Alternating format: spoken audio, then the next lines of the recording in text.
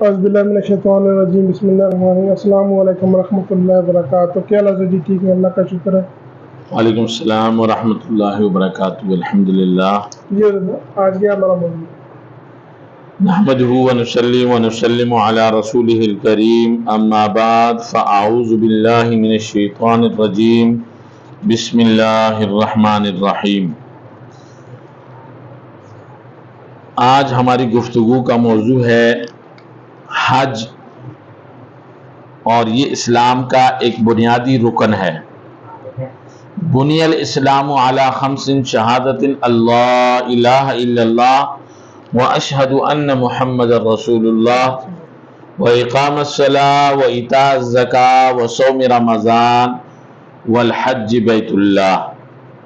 یہ اسلام کا بنیادی پانچواں رکن ہے جس پر اسلام کی بنیاد قائم ہے۔ یہ حج ہر اس آدمی پر فرض ہے جو عاقل ہے، بالغ ہے، مسلمان ہے، صاحب نصاب ہے اور زاد راہ رکھتا ہے، اپنے گھر والوں کے لیے نان نفقے کا بندوبست کر سکتا ہے، سفر کے اخراجات برداشت کر سکتا ہے۔ ایسے آدمی پر حج فرض ہے، اور یہ زندگی میں ایک بار فرض ہوتا ہے۔ ایک دفعہ کرنے سے حج فرض ادا ہو جائے گا، اور بار بار کرنے کی وجہ سے اللہ رب العزت اس کو ثواب ضرور عطا فرمائیں گے۔ ماہ رمضان کے بعد ماہ شوال، ماہ ذوالقعدہ، ماہ ذی الحجہ، یہ 3 مہینے ہیں۔ شوال، ذوالقعدہ، ذی الحجہ، ان 3 مہینوں کو حج کے مہینے کہا جاتا ہے، اشہر الحج کہا جاتا ہے۔ جناب نبی کریم صلی اللہ علیہ وسلم نے ان 3 مہینوں کو حج کے مہینے قرار دیا۔ آپ علیہ السلام نے سب سے زیادہ عمرے ذوالقعدہ کے مہینے میں کیے، اور زیادہ تر سفر کے حج کا سفر ذوالقعدہ کے مہینے سے شروع ہو جاتا ہے۔ تو اس لیے ماہ شوال، ماہ ذوالقعدہ اور ذی الحجہ کی 10 دن یہ اشہر الحرم کہا جاتا ہے، اشہر الحج کہا جاتا ہے، اور یہ حج کے مہینے ہیں۔ ان مہینوں کے اندر زیادہ سے زیادہ خیر کے کام، بلائی کے کام، اچھائی کے کام کرنے چاہیے۔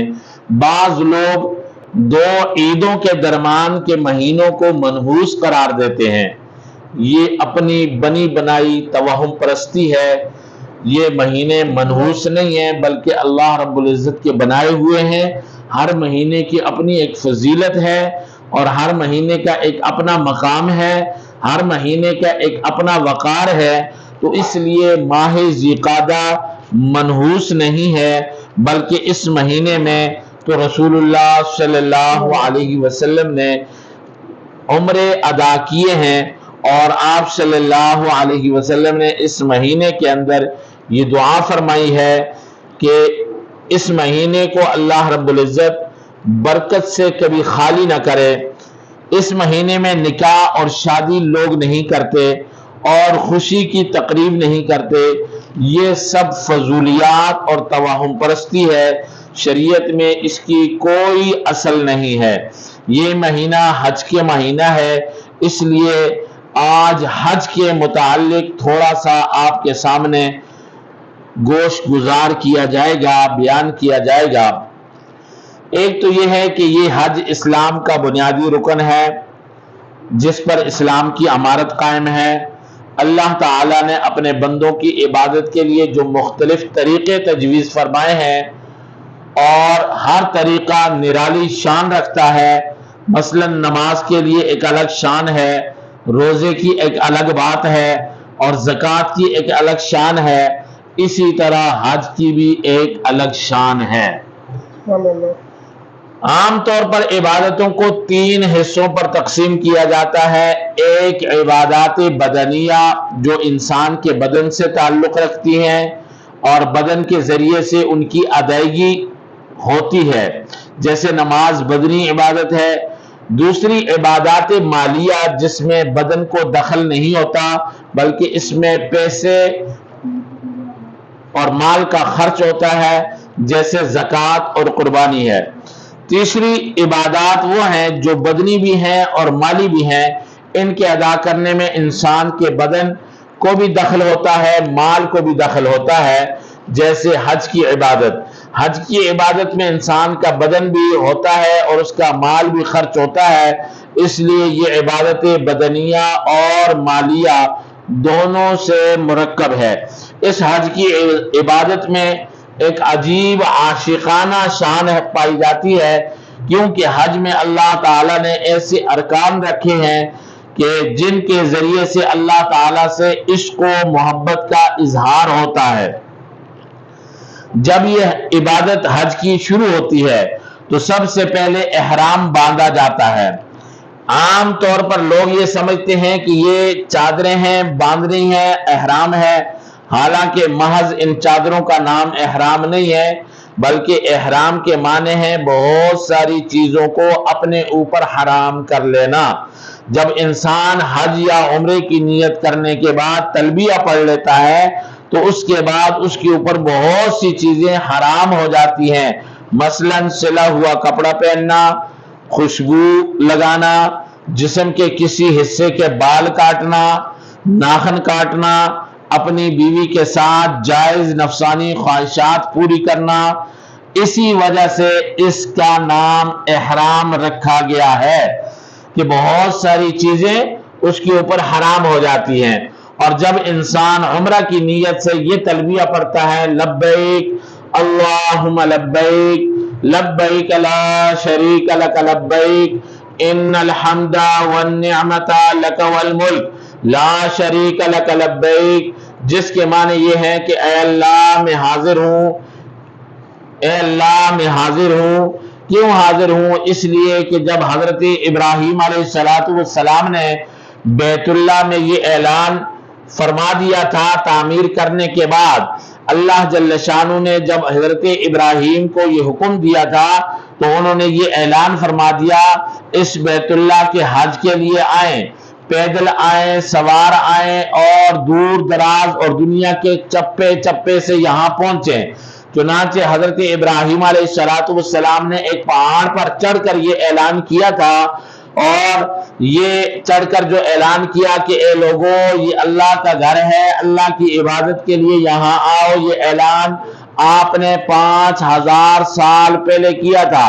آج جب کوئی عمرہ کرنے والا یا حج کرنے والا یا عمرہ کا ارادہ کرتا ہے تو در حقیقت حضرت ابراہیم کے اعلان کا جواب دیتا ہے اور کہتا ہے لبیک اللہم لبیک، اے اللہ میں حاضر ہوں اور بار بار حاضر ہوں۔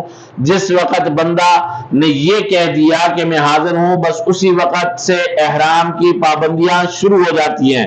چنانچہ اب وہ سلا ہوا کپڑا نہیں پہن سکتا، خوشبو نہیں لگا سکتا، بال نہیں کاٹ سکتا، ناخن نہیں کاٹ سکتا، اپنی جائز نفسانی خواہشات بھی پوری نہیں کر سکتا۔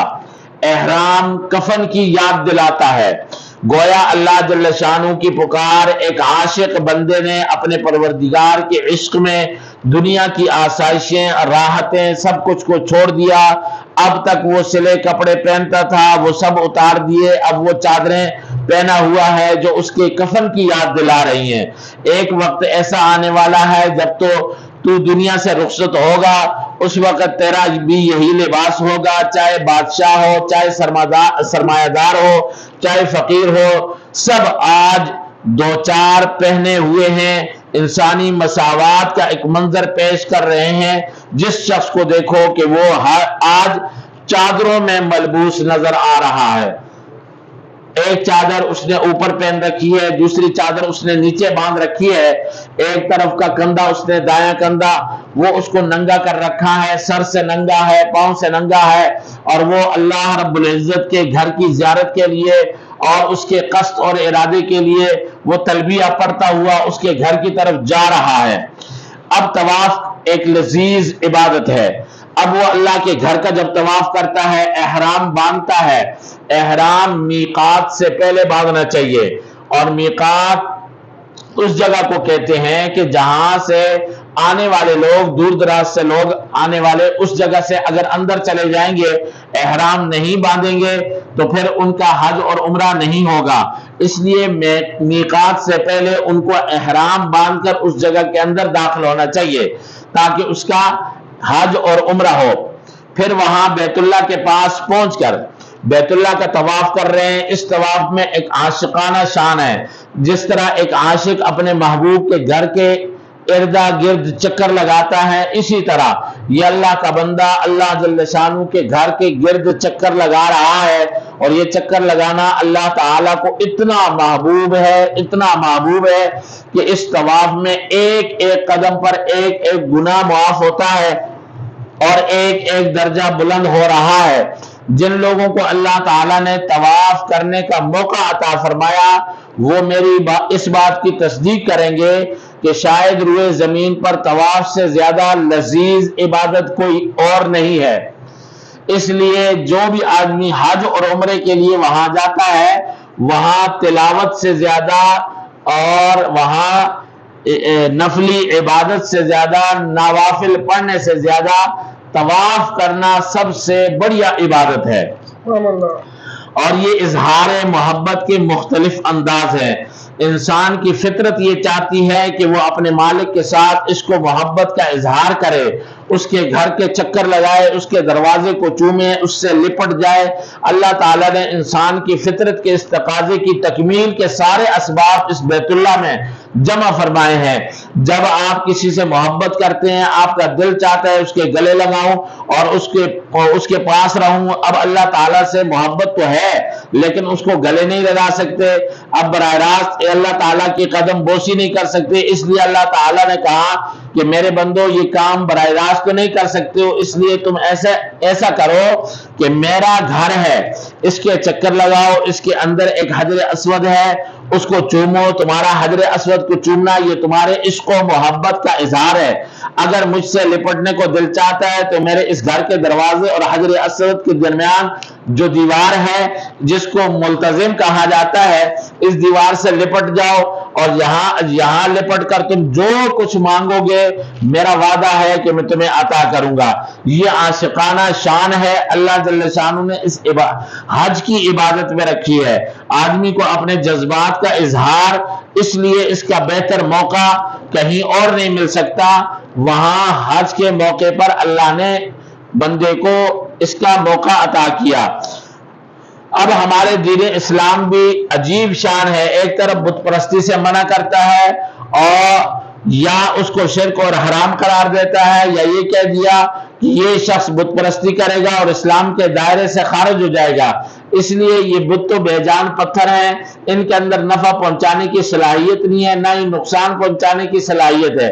لیکن دوسری طرف چونکہ انسان کی فطرت میں یہ بات داخل ہے کہ وہ اپنے محبوب کے ساتھ اپنی محبت کا اظہار، اور اس محبت کے اظہار کے لیے اللہ تعالیٰ کی بیت اللہ کو ایک نشان بنا دیا اور ساتھ میں یہ بتا دیا کہ بیت اللہ کی ذات میں کچھ نہیں رکھا، کیونکہ ہم نے اس کو اپنی طرف منسوب کر کے یہ کہہ دیا ہے کہ یہ ہمارا گھر ہے، ہم نے اس کے اندر یہ پتھر رکھ دیا ہے تاکہ تمہارے جذبات کی تسکین ہو۔ اب نسبت کے بعد اس گھر کے چکر لگانا، اس پتھر کو چومنا عبادت بن جاتا ہے۔ اس لیے تو حضرت عمر رضی اللہ تعالیٰ عنہ حضرت حجر اسود کو مخاطب کر کے یہ ارشاد فرمایا کرتے تھے کہ اے حجر اسود، تو ایک پتھر ہے، میں جانتا ہوں کہ تو ایک پتھر ہے، نہ تو نفع دے سکتا ہے نہ نقصان دے سکتا ہے، لیکن میرے محبوب نے تجھے چوما ہے، تجھے ہاتھ لگایا ہے، اس لیے میں اپنے محبوب کی سنت کو پورا کرنے کے لیے یہ سارے کام کرتا ہوں، اور اللہ کا حکم ہے اس لیے یہ کیا جاتا ہے، ورنہ تیرے اندر کوئی نفع نقصان نہیں ہے۔ اس لیے میرے بھائیوں، دوستوں اور بزرگوں، اللہ جل شانہ نے جو حج کی عبادت ہمیں دی ہے یہ ایک بہت بڑی عبادت ہے۔ جس آدمی پر حج فرض ہو اور حج فرض کو وہ ادا نہ کرے، ساری زندگی گناہگار ہوگا، مر جائے گا تو یہ گناہ اس کے ذمے لازم ہوگا۔ اس لیے جو آدمی صاحب نصاب ہے، جس کے اوپر حج فرض ہے، اس کو چاہیے کہ سب سے پہلے وہ حج کرے उसके बाद और काम करे। आजकल जो लोगों के अंदर एक बात राइज है कि पहले बेटी की शादी कर लूं, बहन की शादी कर लूं, मकान बना लूं, फिर हज के लिए चला जाऊंगा।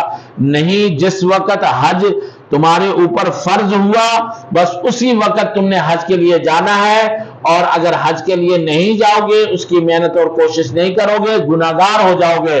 और बहन की शादी कर भी ली, और अगर बहन की शादी नहीं भी की, उससे पहले या बाद में मर भी गए, तो फिर अल्लाह रब्बुल इज्जत के यहाँ तुम गुनाहगार रहोगे कि हज फर्ज था, तुमने अदा नहीं किया। इसलिए जब अल्लाह का हुक्म जिस वक्त बंदे की तरफ मुतवज्जो होता है, उसी वक्त उसको पूरा करना उसके लिए लाजमी बन जाता है।